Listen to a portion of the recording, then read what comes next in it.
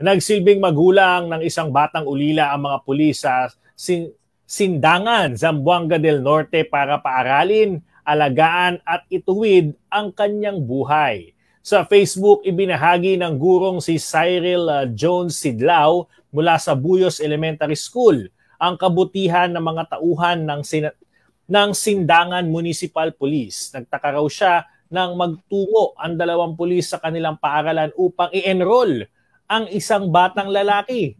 So PNP decided na sila ang magkupkup sa bata, magsilbing magulang para paaralin, alagaan at ituwid ang kanyang buhay.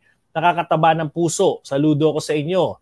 Sindangan Municipal Police Personnel headed by Sir Mario Manipon. Thank you for choosing Buyos Elementary School. Mabuhay kayo. Pahayag ni Teacher CJ.